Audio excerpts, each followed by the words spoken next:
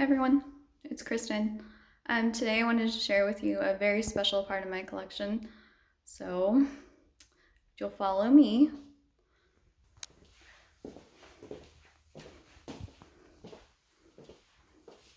So this was my sister's, and I always thought it was really cool because I like history, and it kind of reminds me of an old-fashioned icebox.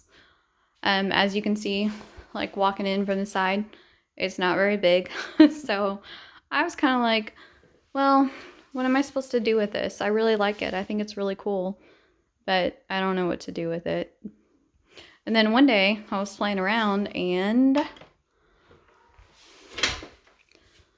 ta-da! It's actually the perfect place to put all of my comic books. Well, okay, this isn't all of them. This is only 700, I counted. The rest are in plastic bins, other places. I think I have 1,500 now, at least.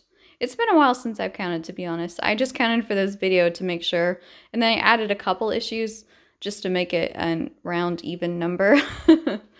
This is where I house most of my X-Men comics. For those of you that know me, X-Men's my favorite, so of course I have the most of those. I also put some of my special comics in here. Like, for example, this one. This is actually an original comic from 1964 that my sister found at a garage sale, if you can believe it or not. It's not in the best condition, but it's really special to me because it is an original comic, and my sister gave it to me, so that makes it really special to me. I also have this one. This is the first issue of X-Men. Of course, it's a reprint. It even says that down there because I definitely do not own the original, the first print, because that'd be insane. And you can see I got it signed by Stan Lee. I took this to a comic book convention I went to years ago, and I was dressed up as Scarlet Witch at the time. It was just a lot of fun. I mean, I got to meet him, have him sign this, listen to him speak. He is just such an engaging speaker. I mean, he just pulls you in, and he just has, self-deprecating humor, just acts like he's all the best, but it's all just, in fun. He was just a very charismatic guy. Just a really great guy to listen to. I also have this one, Avengers Annual 10, because this is the first appearance of Rogue. So you can see at the bottom a cameo by the Uncanny X-Men. She actually didn't appear in the X-Men comics until issue 158. I mean, this is granted around the same time, but yeah, that's the first time she was in X-Men comics. I have that one too. Of course, I had to have this one because it's the first appearance of Rogue, and she's my favorite. This is the first issue of like X-Men I have, the original X-Men run, 53. So that was 1969. Obviously I don't have all of them, but I'm pretty close. I'm pretty happy to have found this one though. I mean, starting at 53 is not too bad. It could be worse. Let's see. So these are all the Uncanny X-Men, the first run of them. See, you can see.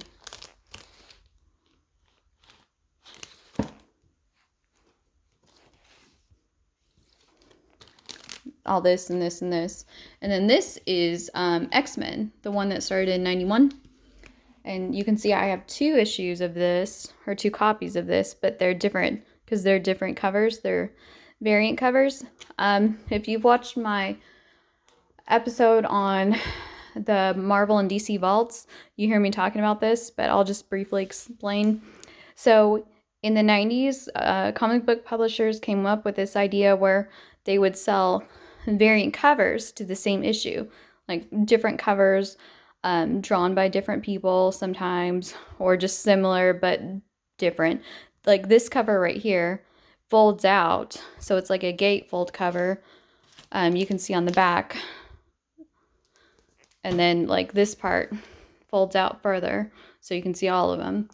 But so they came up with this idea in order to sell more issues, and they thought that collectors would, you know, glom onto this, which they did. But unfortunately, it didn't work out quite what they had hoped, because what happened is that, for example, say for this first issue of X-Men, you sold 15 million copies. And they're like, great, awesome. So they printed 15 million copies of issue 2, thinking they had 15 million readers. But what they didn't realize until, you know, a while later down the road is that the reason some issues did so well is because they printed the variant copies, and diehard comic book fans wanted all the variant covers. So if there were 3 variant covers to this issue, they bought all 3. And so really, instead of 15 million, they really only sold 5 million, like only 5 million readers. And they were thinking by selling 15 million copies of issue 1 that they had 15 million readers. But no, since each person bought 3 copies, hence 3 variants to get all the copies, all the different variants, so they only had, they really only had 5 million readers. Anyway, so I talk about that, you know, in those videos, but I just want to do a brief synopsis of that for you. Like I said, there's more X-Men. Like I said, these are Uncanny X-Men, these first 3, and then you have X-Men, and then down here you have like annuals and giant size and things like that. Like this, of course, is where I was talking about up there, that, you know, X-Men actually quit being popular and they canceled it. So at issues 67 through 93 were reprints of earlier issues. And when Chris Claremont, who did this comic book, came on the scene, he wrote this in 94, and it like surged in popularity. It became super popular again. And he is responsible. He was on X-Men for so long, and he's responsible for Days of the Future Past and the Dark Phoenix Saga, which are 2 of the most popular stories in comic books, or in X-Men comic books, I should say. So I have things like that, and like things we've already talked about. Like we did a video on this one recently. Like I have so many. And and then miniseries, like here's the Rogue miniseries in here. Oh, and the Firestar miniseries. She was in Spider-Man and His Amazing Friends along with Iceman, and she became so popular because of the cartoon. They wrote her into the comic books after the fact, just like they did with Harley Quinn from the Batman animated series. In fact, they probably got that idea from Firestar, what Marvel did with her, because obviously this was first, because this was in the 80s, and Batman was 91. But yeah, this series, Spider-Man and the Amazing Friends, is actually on Disney Plus right now, or it should still be, and it's just really cute. It's really campy. I mean, it's fun though. And of course I have Wolverine comics in here too, because you know, he's always super popular. I mean, most of the people know X-Men from Wolverine, so it makes a lot of sense. And then I just have random issues in here. Ugh, they're packed pretty tight. Most of them have sleeves on them. A couple of them, as you see, don't, which I need to put sleeves on them because that's just how I am. This one I put in here because you can see the X-Men are at the bottom. It has to do with all the superheroes, so that makes it like worthy of being in here, to be on, you know, so to speak. And then I have super random ones in here, like this. This is a Wizard when they would do comic books and you could send away for them. And this one, this is a weird issue. I mean, you can read what the cover said. I'll probably do a video on this one just so you can see what it's about, because it's just, oh, I mean, it's Deadpool, so you gotta expect it. It doesn't have any, like, it doesn't really have to do anything with mainstream. Or, I mean, you know, comic books don't really reference the Wizard Zero issues because, you know, they're not in continuing, but they're not a continual series. Like Wizard just did these one shots just, you know, for fun that you could send away for. I have a couple of those.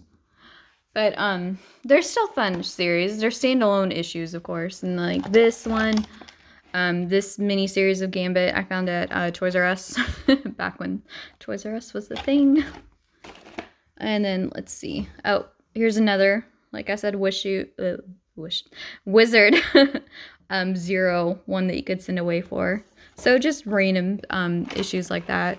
I have a lot of I have Alpha Flight in here. My Dazzler comics are in here because I thought she was really cool at the time. We did Dazzler the movie and Beauty and the Beast miniseries.